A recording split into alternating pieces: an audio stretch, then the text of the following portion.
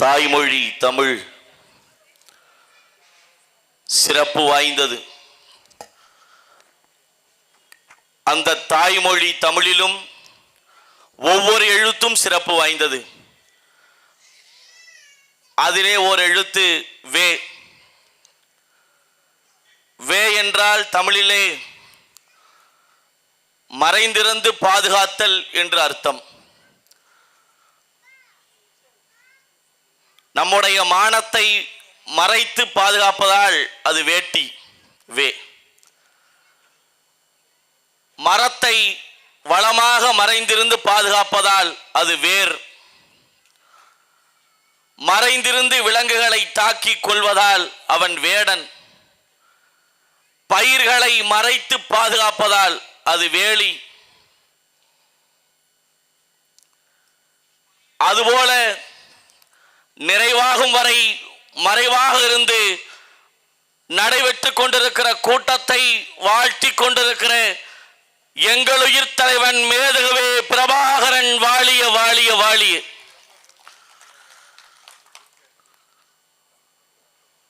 அவிநாசி லிங்கேஸ்வரர் கோயிலுக்கு முன்னால் நின்று நாம் முழங்கிக் கொண்டிருக்கிறோம். நம்முடைய பாட்டன் சிவனுடைய கோயிலுக்கு முன்னால் நின்று. அக்கோயிலுக்கென்று நீண்ட நெடிய வரலாறு இருக்கிறது. முதலை வாயிலிருந்து சிறுவனை மீட்ட வரலாறு என்று சுந்தரர் பாடுகிறார்.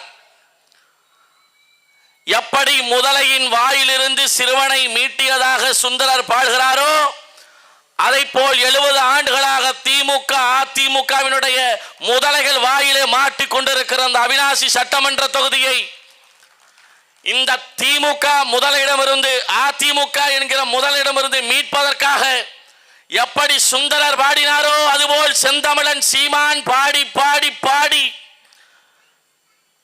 நூற்றுக்கணக்கான ஆயிரக்கணக்கான பிள்ளைகளை இந்த அவிநாசி சட்டமன்ற தொகுதிகளை திரட்டி நிறுத்தி இருக்கிறார்.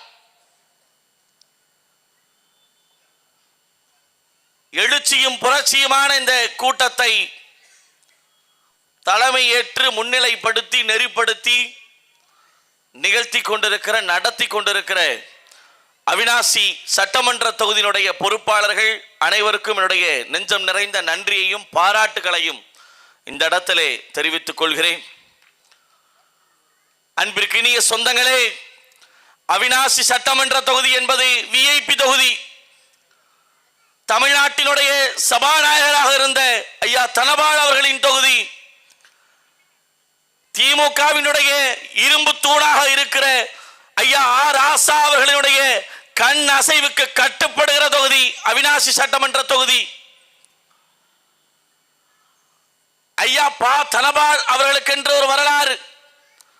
அந்த வரலாற்றை நாம் தேடி படிக்கிற போது அவர் ராசிபுரம் சட்டமன்ற தொகுதியிலே போட்டியிடுகிறார். அப்போது அவர் தாழ்த்தப்பட்ட சாதியை சார்ந்தவர் என்பதற்காக அதிமுகவினர், பெரியார் வெளிவந்தவர்கள், அண்ணாவினுடைய பேரன்கள், எம்ஜிஆருடைய வாரிசுகள் யாரும் பா தனபாலினுடைய வீட்டில் போய் உணவு திங்கல, சாப்பிடல, மறுத்துறாங்க. இது 2 நாள் 3 நாள் 4 நாட்கள் நடக்கிறது. இந்த செய்தி அம்மையார் ஜெயலலிதா அவர்களிடம் வருது.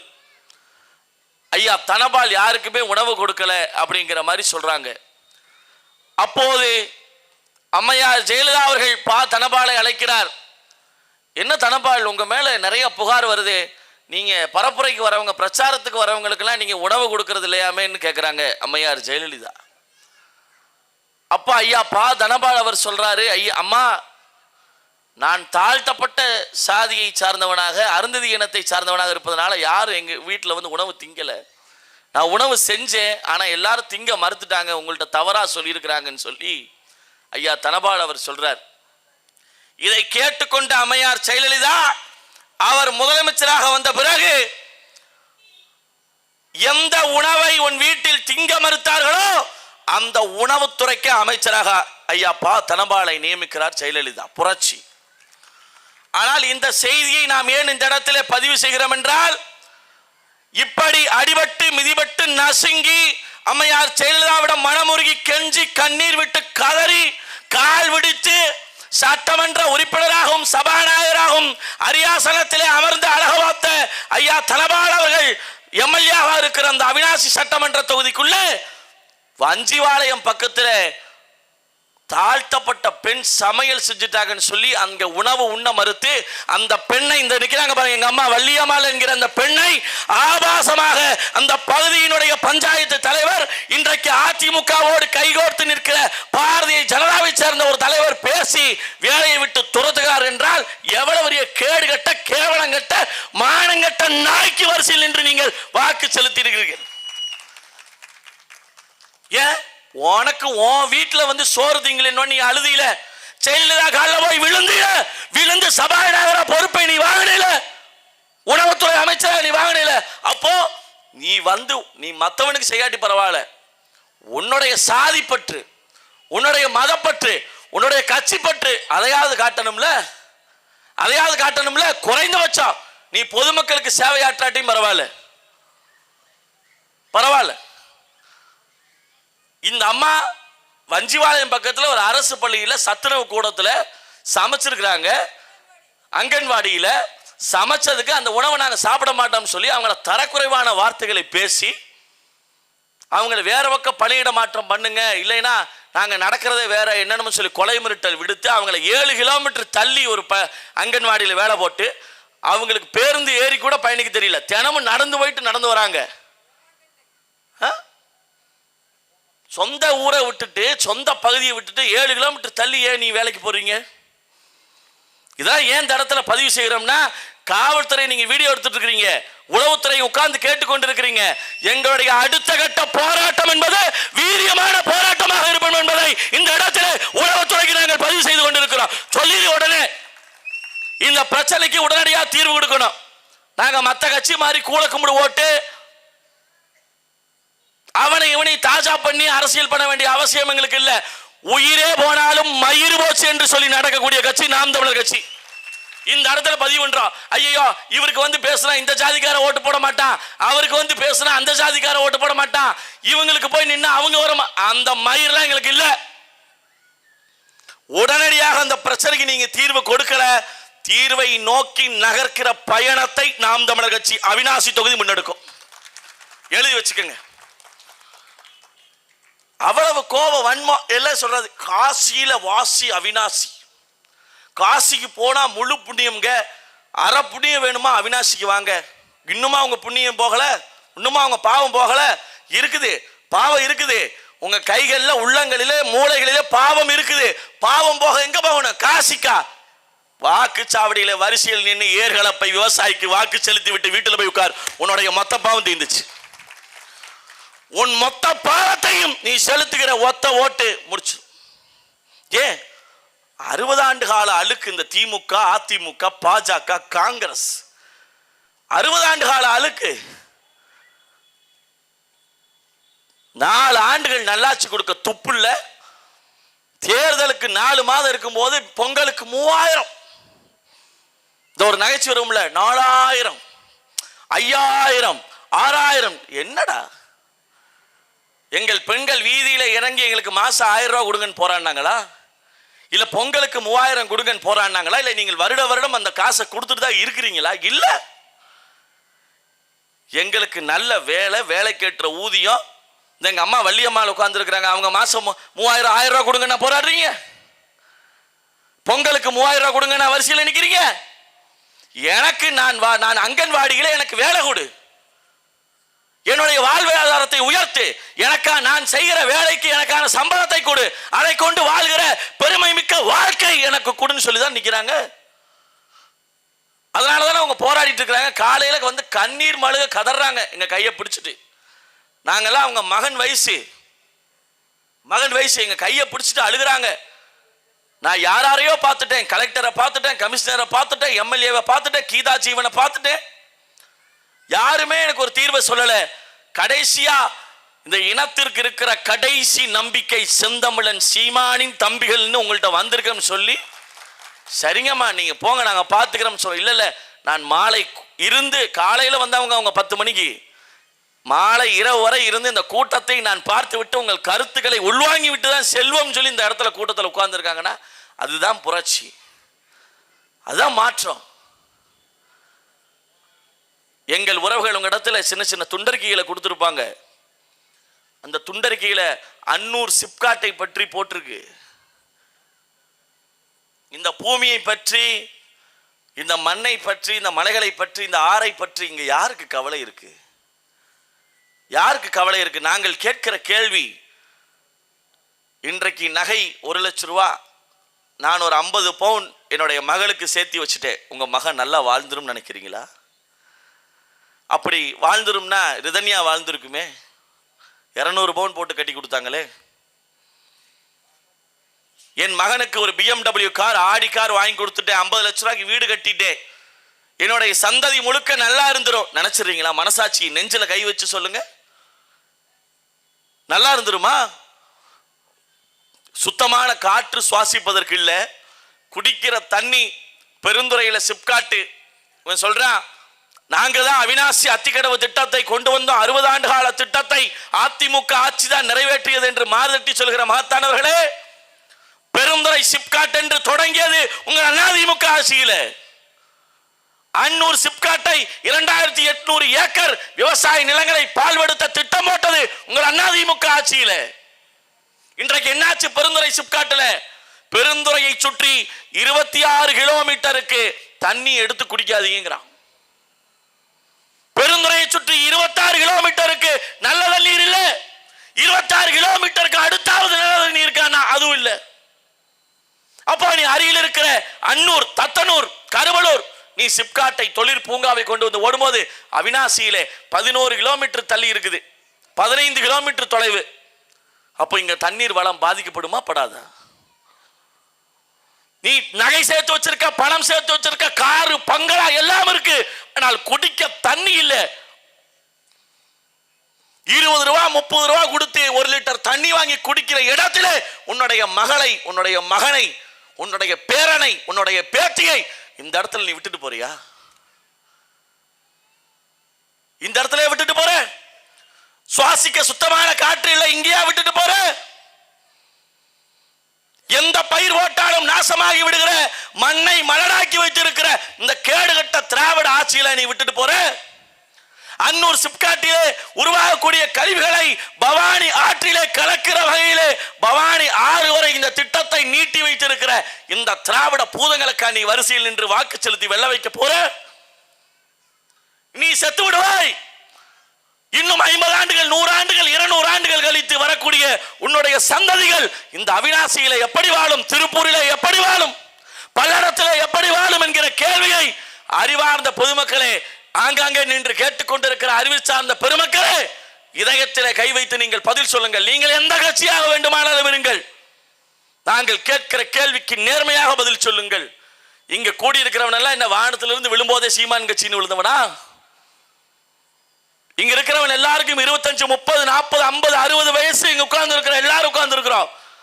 நாங்கள் பிறக்கும் போதே சீமான் தம்பிகளாக பிறந்தோமா? இல்லை. இந்த திமுக, இந்த அதிமுக, இந்த கம்யூனிஸ்ட், இந்த திருட்டு கமநாட்டின் நாய்களோட தான் நாங்க பயணிச்சோம். ஆனால் நம்முடைய எதிர்கால பிள்ளைகளுக்கு, நம்முடைய சந்ததிகளுக்கு ஒரு எங்கள் அண்ணன் சீமான் தான் சொல்லுவார், நமக்கு கும்பிடுவதற்கு 100 சாமிகள் இருக்கிறது. இந்த சாமி இல்லாட்டி அந்த சாமி. 1000 ரூபாய் பாக்கெட்ல இருந்தா கருப்பு சாமி கும்பிடுவாரு, 1 கோடி ரூபாய் பாக்கெட்ல இருந்தா சாய்பாபாவை கும்பிடுவாரு.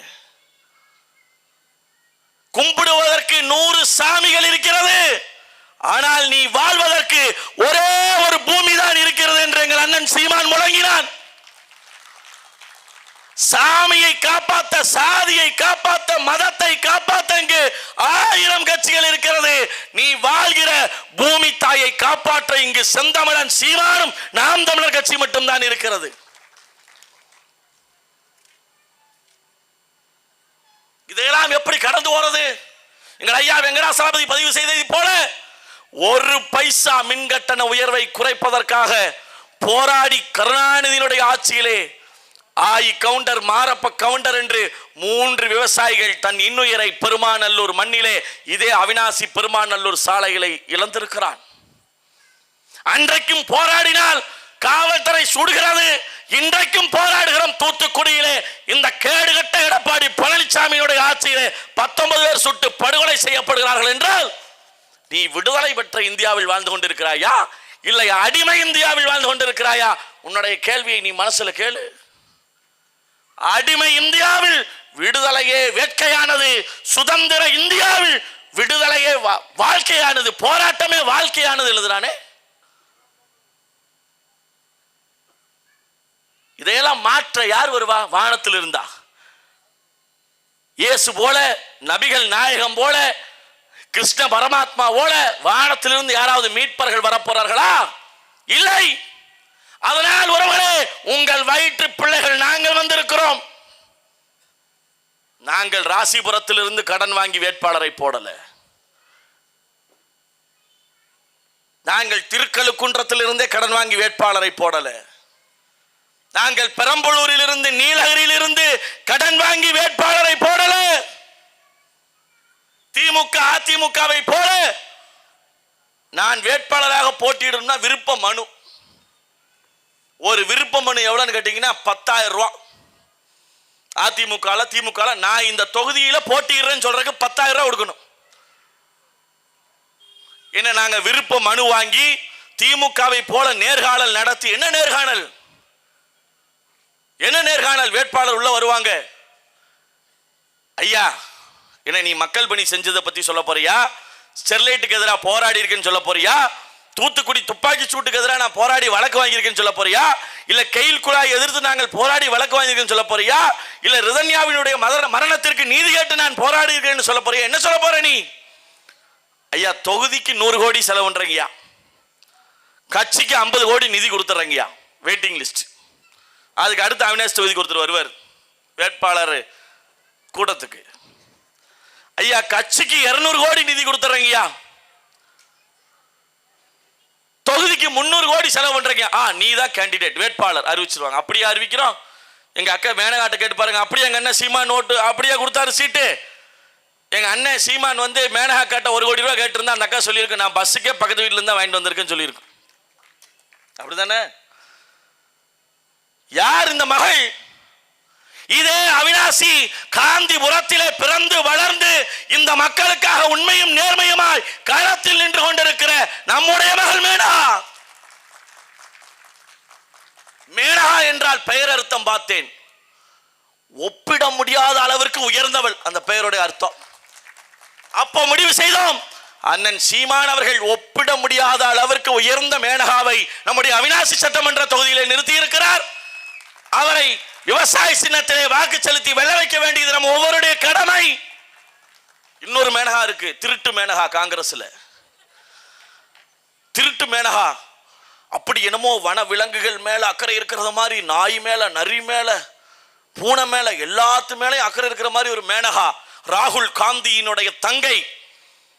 என்னமோ அவங்கதான் உயிர்நேயவாதிகள் போலவும் தமிழர்கள் நாமெல்லாம் கொலைகாரர்கள் போலவும் பார்க்கிற மேனகாவை கருவறுக்க இந்த இடத்திலே நம்முடைய வீட்டு பிள்ளை மேனகாவை அண்ணன் சீமான் அவர்கள் நிறுத்தி இருக்கிறார். நாம் கேட்கிறோம், அருந்ததியருக்கு சீமான் எதிரானவர் என்று ஈரோடு கிழக்கிலே பரப்புரை செய்த இந்த மோசடியாளர்களை பார்த்து கேட்கிறோம், உங்களுடைய மகள், உங்களுடைய தாய், உங்களுடைய அக்கா இதோ உட்கார்ந்து கொண்டிருக்கிற இந்த வள்ளியம்மாளுக்கு ஏற்பட்ட இந்த இன்னல் சிக்கலை ஏன் எந்த அருந்ததிய தலைவர்களும் கேட்கவில்லை? ஏன் ஐயா அதிகமான் கேட்கவில்லை? ஏன் நாகை திருவள்ளுவன் கேட்கவில்லை? ஏன் நீங்கள் உண்மையாகவே அவர்களுக்கு உழைத்திருந்தால் ஏன் அந்த அம்மா உங்களை தேடி வரவில்லை? ஏன் சீமானியுடைய தம்பிகளை தேடி வருகிறார்கள்? இவர்களெல்லாம் அருந்ததியருக்கு எதிரானவர்கள். சரி, நீங்கள் அருந்ததியருக்கு ஆதரவானவர்கள் தானே. சென்னையிலே துப்புரவு பணியாளர்களை, நாயை, நரியை, மானை அடித்து இழுத்து போவதை போல துப்புரவு பணியாளர்களை சென்னையிலே இந்த காவல்துறை இழுத்து சென்ற போது நீங்களாம் வாயில எந்த வாழைப்பழத்தில் அவசருக்கு வந்திருந்தீங்க? எந்த கடையில புரட்டாவை பிச்சு தின்னு கொண்டிருந்தீங்க? இவர்கள்லாம் நீ எங்க போன? அவர்களுக்கு இரவோடு இரவாக காலை காவல் நிலையத்திலிருந்து நீதிமன்றம் வரை அவர்களோடு நின்ற ஒரே கட்சி நாம் தமிழர் கட்சி என்பதை வரலாறு இடத்தில் பதிவு செய்யும். ரிதன்யாவினுடைய மரணத்தை சொன்னார்கள், அது தற்கொலை அல்ல, அது கொலை. வெறும் வரதட்சணைக்காக ரிதன்யா சாகவில்லை, அவள் மீது தாங்க முடியாத பாலியல் வன்கொடுமை நிகழ்த்தப்பட்டது. அதனால் தன் இன்னுயிரை மாய்த்து செத்தால் ரிதன்யா. அவர்களுடைய ரிதன்யாவினுடைய மரணத்திலே போஸ்ட்மார்டம் ரிப்போர்ட்டை வாங்கி படித்தால் கண்ணீர் சிந்தாமல் இங்கு எவனும் கடந்து போக முடியாது. அவ்வளவு தாங்க முடியாத சிக்கல்களை அந்த கயவன் கவின்குமார் என்கிறவன் அந்த தங்கை ரிதன்யாவுக்கு கொடுத்தான். நம்முடைய ஆட்சி, நம்முடைய கட்சி, நாம் ஓட்டு போட்ட கட்சி, நாம் இருக்கிற கட்சி, எந்த கட்சியும் ரிதன்யாவினுடைய குடும்பத்திற்கு ஆதரவான் இல்லை. உங்களுடைய சாதி, உங்களுடைய மதம், உங்களுடைய பணம் எதுவும் உங்களுக்கு ஆதரவாக இல்லை. இதுவே அதிகாரத்திலே ஸ்டாலினுக்கு பதிலாக செந்தமிழன் சீமான் இருந்திருந்தால் கவின்குமாருக்கு பச்சை மட்டை வைத்தியம் அன்றைக்கே நடந்திருக்கும். ஆனா இல்ல, நாங்க எல்லாம் போட்டியிட்டோம், கவுன்சிலருக்கு போட்டியிட்டோம், எம்எல்ஏக்கு போட்டியிட்டோம். ஆனா நீங்க எங்களை தேர்ந்தெடுக்கல. 2 நாள் தேர்தலுக்கு 3 நாள் முன்னாடி 2 நாள் முன்னாடி இரவு நேரத்தில் மின்சாரத்தை துண்டித்து விட்டு எவனெல்லாம் திருட மாதிரி வந்து உங்களுக்கு ஓட்டுக்கு பணம் கொடுத்தானோ அவர்களை நம்பி வரிசையில் நின்று வாக்கு செலுத்தியது என்னுடைய சமுதாயம், என்னுடைய மக்கள், என்னுடைய இனம். எத்தனை ஆண்டுகள் இப்படியே நீங்கள் வாக்கு செலுத்தி உங்களுக்கு நீங்களே வாய்க்கரிசி போட்டுக் கொண்டிருப்பீர்கள் அன்புக்குரிய சொந்தங்களே. எத்தனை நாள்? என்னுடைய தாத்தா அடிமையாக இருந்தார் கருணாநிதிக்கு, என்னுடைய தந்தை அடிமையாக இருந்தார் ஸ்டாலினுக்கு, இன்றைக்கு நான் உதயநிதிக்கு அடிமையாக இருக்கிறேன், நாளைக்கு என்னுடைய மகன் இன்பநிதி ஸ்டாலினுக்கு ரெடியாக இருக்கிறான். நம்முடைய பாட்டன் ராஜராஜ சோழன், ராஜேந்திர சோழன் கூட இவ்வளவு நாட்களாக, நீண்ட நாட்களாக நம்மளை ஆட்சி செய்யவில்லையே. ஏன் இவர்களுக்கு பட்டா போட்டு கொடுத்திருக்கா தமிழ்நாடு? இவர்களுக்கு என்று பட்டா போட்டு கொடுத்திருக்கிறதா அவினாசி? இந்த முறை 2016 களத்திலே நின்றோம். இதே அவினாசியினுடைய மேற்கு ரத வீதி, கிழக்கு ரத வீதி, தேர்முட்டி, தாலுகா ஆபீஸ், சிந்தாமணி, சூளை என்று ஒவ்வொரு இடத்திலும் எங்கள் பிள்ளைகள் நோட்டீஸை கொடுத்தோம். இதே சிந்தாமணி சர்ச்சுக்கு முன்னாடி நின்று கொடுத்தோம். இதே அவினாசி பள்ளிவாசலுக்கு முன்னாடி எடுத்து கொடுத்தோம். இதே அவினாசி பெரிய கோயிலுக்கு முன்னால் நின்று கொடுத்தோம். எங்களுக்கு வாக்களிங்க, எங்களுக்கு வாக்களிங்க என்று 2016 நின்று கொடுத்தோம். அன்றைக்கு எங்களை தாக்காத தாக்கு இல்லை, வீசாத விமர்சனம் இல்லை, செய்யாத நக்கல் இல்லை, நையாண்டி இல்லை.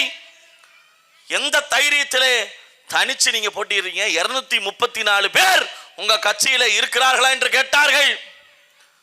எந்த வாய் 234 பேர் உங்க கட்சியில இருக்கிறார்களா என்று கேட்டார்களோ அவர்கள் இன்றைக்கு கேட்கிறார்கள், நீங்கள் வென்று விடுவீர்களா என்ற கேள்வி எங்களிடத்தில் தொடுக்கிறார்கள்.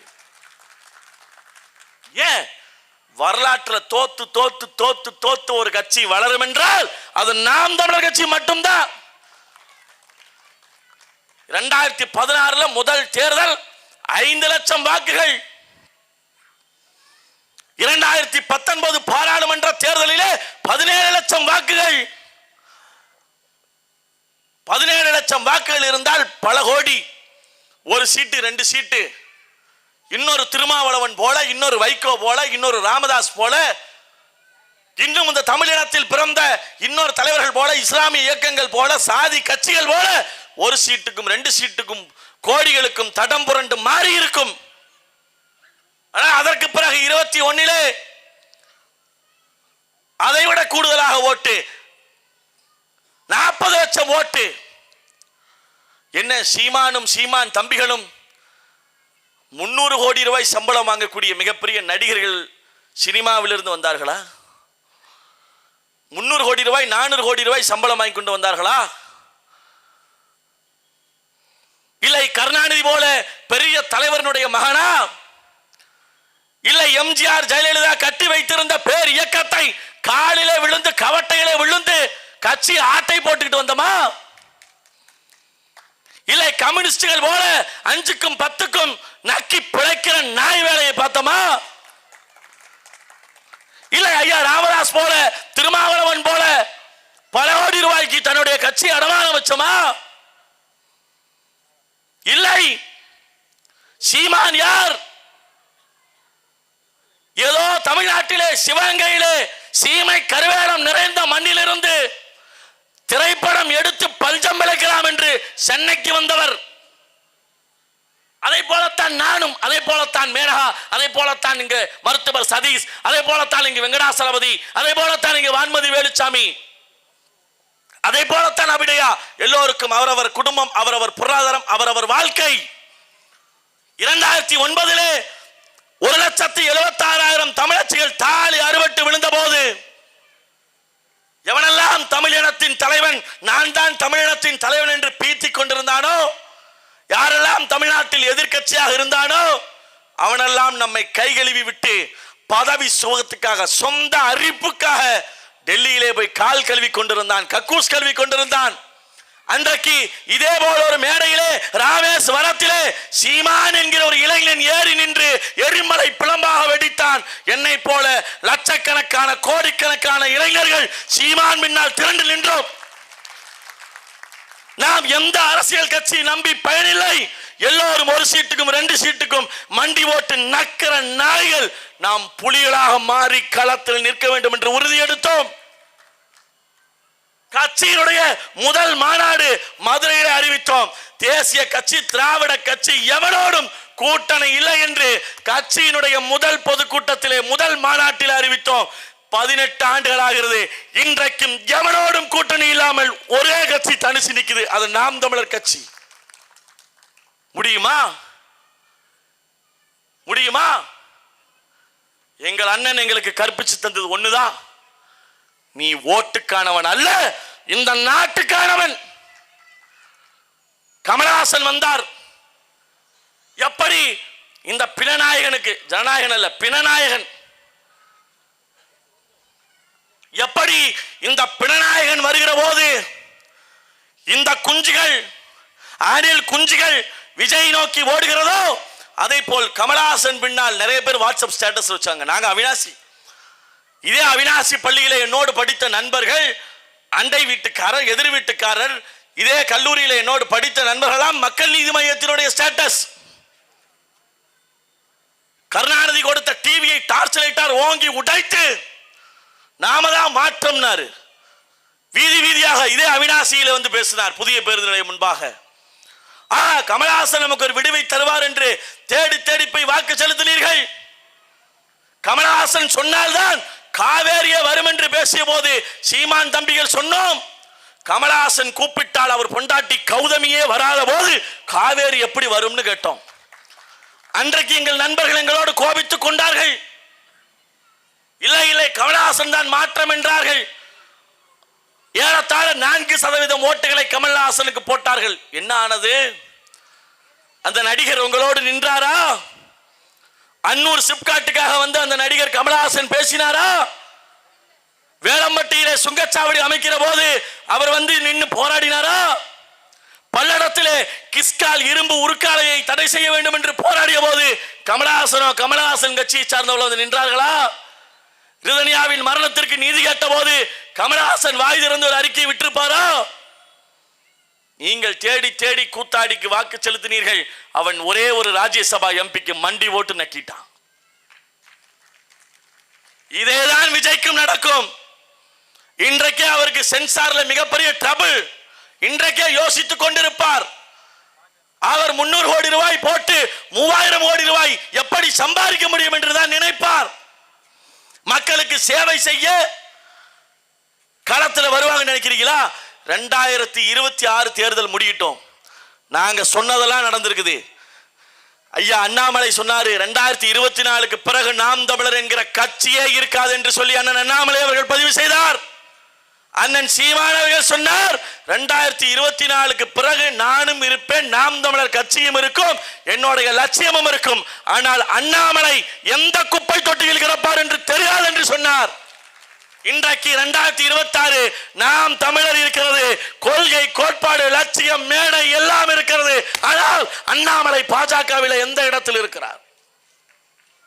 மாநில தலைவர் பொறுப்புல நீடிக்க முடிஞ்சதா? இல்ல இல்ல. அதே போல் நாங்கள் இன்றைக்கு இதே மேடையில் நின்று பேரறிவிப்பு செய்கிறோம். இதுதான் என்னுடைய கடைசி படம் என்று முழங்கி வருகிற இந்த கூத்தாடி 2016 தேர்தலிலே சுருண்டு ஓடி மீண்டும் சினிமாவை கோடம்பாக்கத்தை நோக்கி ஓட வைக்க நாங்கள் பிரபாகரனுடைய பிள்ளைகள் இல்லை. அவரே ஓடிடுவாரு. 5 மணி நேரம் ஏசியில நின்று பேசுறதுக்கு வேத்து ஊத்துது. A4 சீட்டை பக்கமா எழுதி வச்சு பார்த்து படிக்கிறார். நாங்க ஏதாவது எழுதி இருக்கோமா? மக்களுடைய பிரச்சனை உன் மனதில் இல்லாத போது மக்களுடைய மனதில் நீ எப்படி இருப்ப? 2026க்கு பிறகு நீங்க சொல்லுவீங்க, அன்னைக்கே சீமான் தம்பிகள் மேடை ஓட்டு சொன்னான்டா, சொன்னதெல்லாம் நடக்குதுடா அப்படிங்கிற கருத்தை நீங்க சொல்லுவீங்க. என்ன காக்கி சட்டையை பார்த்த உடனே ஓடி போற விஜய் கூட்டமா? நம்ம என்னையவையே அதிர வைத்த இடும்பாவனம் கார்த்திக் அவர்கள் அவிநாசிகளை முழங்கிக் கொண்டிருக்கிறார். வழக்கிற்கும் வாய்தாவுக்கும் அஞ்சுகிற கூட்டமா? கட்சி தொடங்கி செங்கோட்டையினை பிடிக்க வந்த கூட்டம் அல்ல தம்பி, செயின்ட் ஜார்ஜ் கோட்டையை பிடிக்க வந்த கூட்டம். காவல்துறையினுடைய கையை கடிக்க வந்த கூட்டம் அல்ல, ஈனத்திற்காக துடிக்க வந்த செந்தமிழன் சீமானுடைய கூட்டம். நாங்கள் வென்றாலும் தோற்றாலும் மக்கள் ராணுவம், ஏறும் போரும் எம் இனத்தினுடைய தொழில் என்று வாழ்ந்த வீட்டு பிள்ளையை, நம் அருமை மகள் மேனகாவை அங்க அவிநாசி சட்டமன்ற தொகுதியினுடைய வெற்றி வேட்பாளராக அறிவித்திருக்கிறோம்.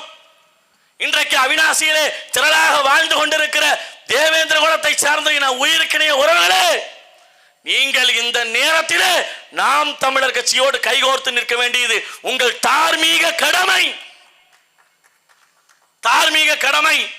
தேவேந்திர குல வேளாளருடைய பட்டியல் வெளியேற்றத்தை பற்றி பட்டியலொட்டி எங்கும் பேசிக் கொண்டிருக்கிற ஒரே கட்சி நாம் தமிழர் கட்சி. தேவேந்திர குலத்தை பற்றி தேவேந்திர குலத்திற்காக தான் பேச வேண்டும் என்ற நிலைமையில் இருந்ததை மாற்றி கவுண்டர்களும் நாடார்களும் தேவர்களும் செட்டியார்களும் இஸ்லாமியர்களும் மேடையிலே நின்று முழங்க வைத்தவன், நாம் தமிழராய் நின்று முழங்க வைத்தவன் செந்தமிழன் எங்கள் அண்ணன் சீமான். அதனால் இந்த அவிநாசியிலே திரட்சியாக வாழ்ந்து கொண்டிருக்கிற அருந்ததிய சமூக மக்களுக்கும் தேவேந்திர குல மக்களுக்கும் நாங்கள் விடுக்கிற ஒரே ஒரு அறைகூவல், கட்டாயம் நீங்கள் உங்கள் வீட்டு பிள்ளை மேகாவிற்கு வாக்களிக்க வேண்டியது உங்களுடைய தார்மீக கடமை. எவனுக்கோ ஒருத்தனுக்கு ஓட்டு போட்டு 100க்கும் 200க்கும் 500க்கும் ஓட்டு போட்டு அவன் தொகுதிக்கே 4.5 வருஷம் வரல, இன்னும் ஒரு மாசம் இருக்கும் போது தான் தொகுதிக்குள்ளே வந்து எட்டி பார்ப்பாங்க. இல்லைன்னா ஒவ்வொருத்தனும் பெத்து வச்சிருக்கிறான், மகளெல்லாம் பெத்து வச்சிருக்கிறான். எனக்கு வயசாயிருச்சுன்னு சொல்லி மகனுக்கும் மகளுக்கும் சீட்டு வாங்கி கோடிகள் மூலமாக சீட்டு வாங்கி போற கேடிகள் இவர்கள். நாங்கள் ஒன்றும் சாராயத்தை கொடுத்து கட்சியை நடத்தல, எங்கள் சொந்த ரத்தத்தை கொடுத்து நாம் தமிழர் கட்சியை வளர்த்து கொண்டிருக்கிறோம். நாங்கள் ஒன்றும் வருமானத்திற்காக நாம் தமிழர் கட்சியில இல்ல, எங்கள் இனமானத்திற்காக தன்மானத்திற்காக நாம் தமிழர் கட்சியில் நிற்கிறோம். அதனால் மதிப்பிற்குரிய உறவுகள், ஆங்காங்கே நின்று எங்களுடைய பேச்சை கேட்டுக் கொண்டிருக்கிற எங்கள் உயிர் சொந்தங்கள், இந்த முறை நீங்கள் 3 வேளை உணவு திங்கிறீர்கள். நன்றி உணர்ச்சியோடு வாக்கு பெட்டியிலே வாக்கு சாவடிக்குள்ளே சென்று நம்முடைய வெற்றி சின்னமான ஏர்கலப்பை தாங்கி நிற்கிற விவசாய சின்னத்திலே எங்கள் அன்பக்கா மேனா அவர்களுக்கு நீங்கள் வாக்களித்து வெல்ல வைக்க வேண்டும் என்பது இங்க இருக்கக்கூடிய அனைவருடைய கோரிக்கை. உங்கள் வீட்டு பிள்ளைகள், உங்கள் மகன்கள் நாங்க. நீங்க வந்தவன் போனவன் நின்றவன் நாய் நரி பன்னி பிசாசுகளை ஓட்டு போட்டு கோட்டையை எவனிடமா கொடுத்து விட்டு கோட்டா கேட்டு பேரணி நடத்தி நீ பிரயோஜனம் இல்லை. இனி அரசாங்கத்தை நாமே தீர்மானிப்போம். அன்புக்குரிய சொந்தங்களே, இனத்தின் உயிரே இளந்தமிழர், எதற்கும் அஞ்சா நாம் தமிழர். அவிநாசியிலே நாத்தாக்கா வெல்லப்போவது எங்கள் மேனகா என்று உறக்க சொல்வோம். நமது வெற்றி சின்னம் விவசாயி, வெல்லட்டும் விவசாயி. தமிழ் தேசிய இனத்தினுடைய ஒற்றை தலைவர் மேதகுவே பிரபாகரன் வாழ்க வாழ்க நாம் தமிழர்.